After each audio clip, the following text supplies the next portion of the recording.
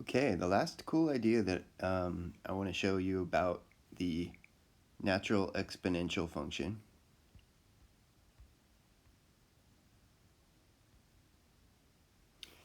is that if you graph it, it comes out looking unsurprising because it should look something like what we're used to seeing, which is y equals ab to the x, right? Okay, and now this base is e, and e is a number approximately between 2.5 and 3. So you've seen exponential growth functions like this before. And so it's going to come out, I'm going to just roughly sketch it, okay? And this particular point right here, I'm going to change color to green. This particular point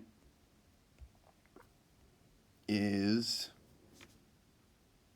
0, 1, right? Just to kind of help you stay oriented and navigated with our graph. Okay, so we've got a nice looking, this is also a arrow tip. We've got a nice looking graph there for a natural exponential function. Here's the point that I'm trying to get to, and I'll get to it quickly. Every curve has an infinite number of points along it, right? And any of these infinite number of points, I could make a decision to draw a line through one of them. I could make that decision right now and draw that line right there. That line that I just drew goes through this point right here exactly. Right there, that one. Okay? And that's the only point that it intersects on that curve. And there's no other possible point that it can intersect. Just ask Euclid about one of his axioms.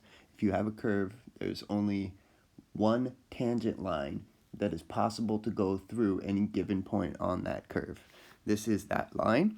Every single line has a y equals mx plus b identity. You know that from linear algebra.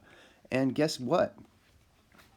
If you're using the natural exponential function, the slope of this line is, anyone? E to the x. The slope of that line is e to the x. I think that's really cool. The slope of the line is e to the x, and not just there. It's also like that everywhere. Here's another one.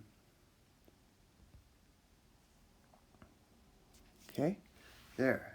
Drawing another line which has a point on the curve, and it's tangent to that point right there. All right, and it's a tangent line to the function y equals e to the x. So what's the slope of that line? E to the x. Wow! This is the only function in the world that does that. It's its own derivative. It's defining its own gradient or its slope just by what it is. Y equals e to the x. What's x? Okay, just that's all I need to know. X is 6, okay? So the slope is e to the 6th power. That's pretty cool. We'll take a look at that in Zoom, and thanks. All right.